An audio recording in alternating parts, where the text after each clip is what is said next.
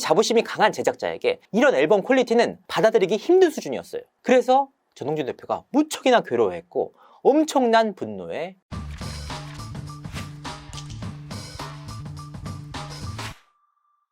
시청자 여러분 안녕하세요. 연예계 대통령 이진호입니다. 걸그룹 피프티피프티 사태, 어트랙트가 전속계약 가처분 소송에서 승소를 하면서 사실 소강 상태에 접어들었습니다. 이후 특별한 소식이 없어서 저 역시 관련 내용을 굉장히 오랜만에 다루는데요. 하지만 어트랙트에서는 피프티피프티 멤버들과의 분쟁 이후 여전히 고통받는 나날을 보내고 있다고 합니다. 아니 뭐가 문제냐? 지난 22일 날 컴필레이션 앨범 더 비기닝을 발표하지 않았느냐? 그런데 말입니다. 이 앨범 발매 과정에서 전홍준 대표가 엄청난 심적인 고통을 겪고 있다고 합니다. 이 앨범 발매는 좋은 일인데 왜 이렇게 심적인 고통을 겪는 걸까?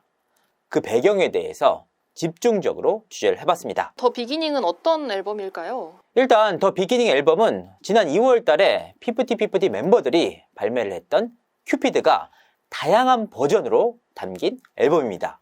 이 앨범에는 무려 11곡이 들어가 있다고 하는데요. 이 가운데에서는 미국 배우 겸 가수 사브리나 카펜터가 피처링에 참여한 큐피드가 타이틀로 삽입이 됐고 해외에서 밈처럼 쓰이는 배속 버전의 큐피드도 있었습니다. 전홍준 대표는 멤버들과 분쟁이 있기 전인 5월 31일 날 미국 워너레코드의 CEO를 직접 만나서 구두 계약을 맺었다고 합니다. 그리고 정식으로 7월 달에 계약서에 사인을 한 뒤 이 앨범을 8월 달에 미국으로 보냈습니다. 자, 멤버들과의 분쟁 이후인 7월 달에 정식으로 계약을 했다? 그게 무슨 뜻이냐?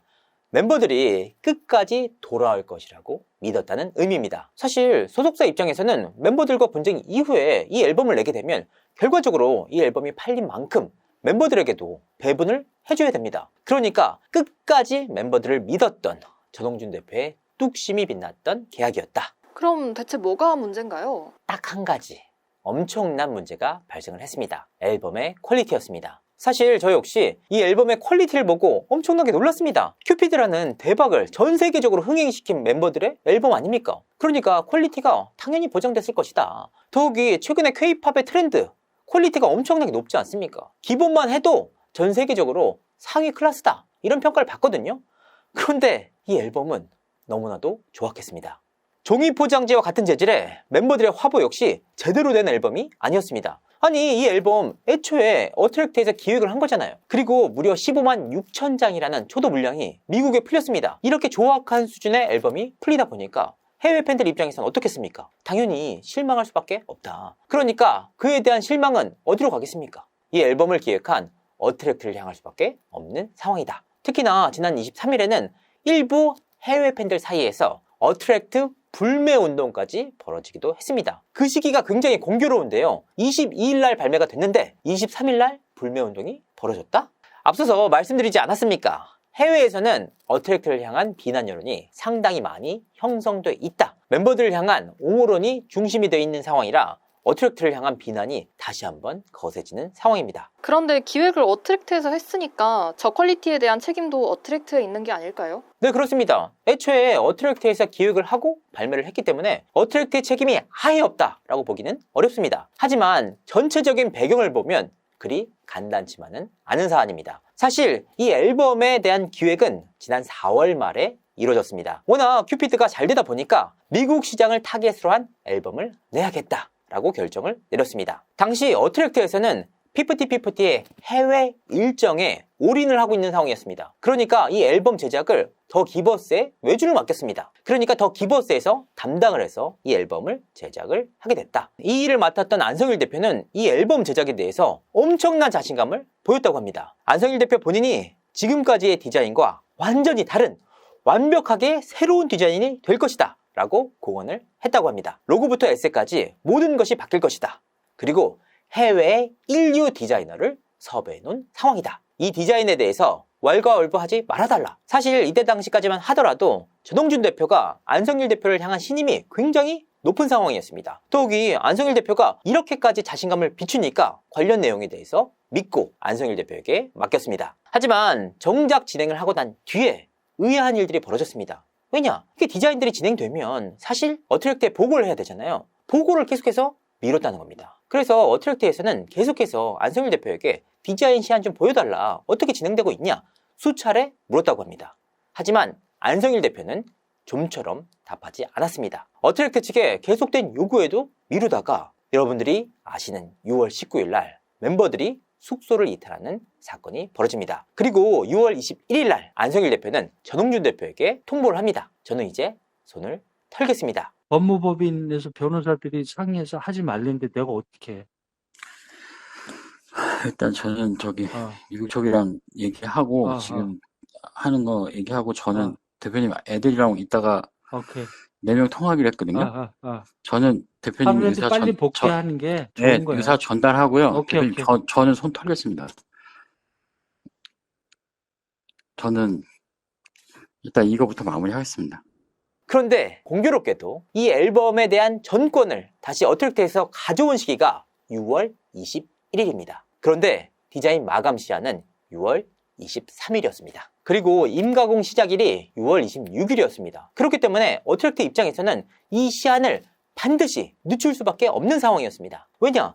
더 기버스 측으로부터 받은 디자인 시한이 너무나도 조악하고 저퀄리티였기 때문입니다. 그러니까 이걸 수정하지 않으면 안 될 상황에 놓였습니다. 어트랙트 입장에서는 이제 단 이틀밖에 남지 않은 상황이지 않습니까? 그래서 이 앨범의 발매사인 워너뮤직 측에 요청을 했다고 합니다. 디자인이 너무나도 조악하니까 시간을 좀 달라. 그러니까 반드시 수정해야 된다.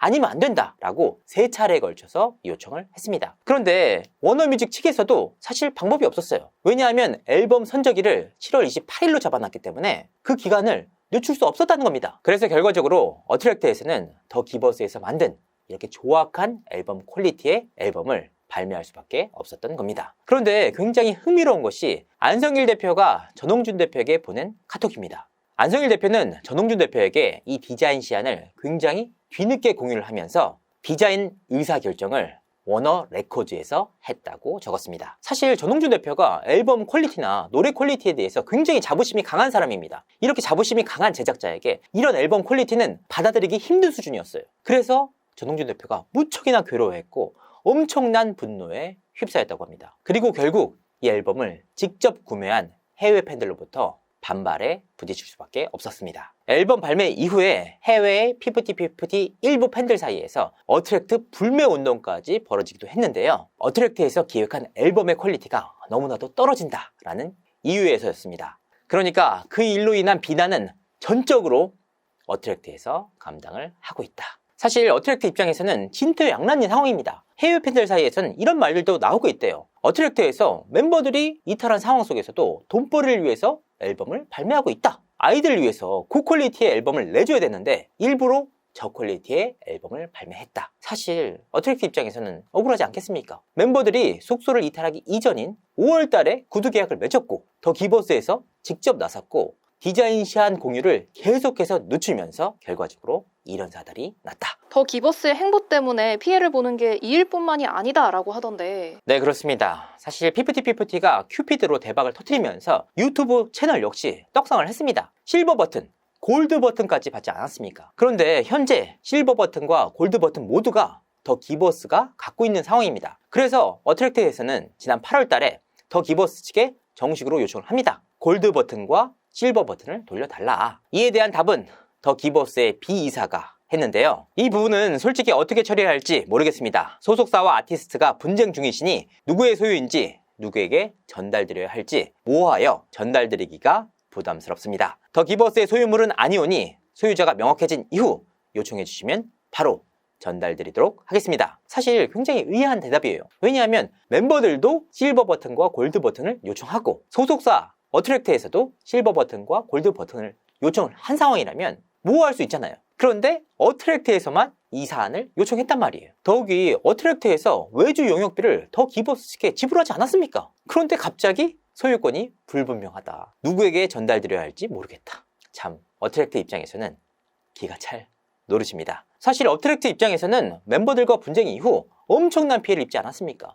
해외 활동을 통해서 엄청난 수익을 거둬들일 수 있는 상황이었음에도 불구하고 멤버들이 이탈하면서 음원 수익을 제외한 그 어떠한 수익도 발생시키지 못했습니다. 많은 사람들이 그렇게 생각을 하세요. 전속계약 금지 가처분 소송에서 승소를 했기 때문에 어트랙트 측이 유리하고 좋은 상황 아니냐 하지만 그로 인한 엄청난 후폭풍은 여전히 어트랙트에서 홀로 감당하고 있는 상황이다.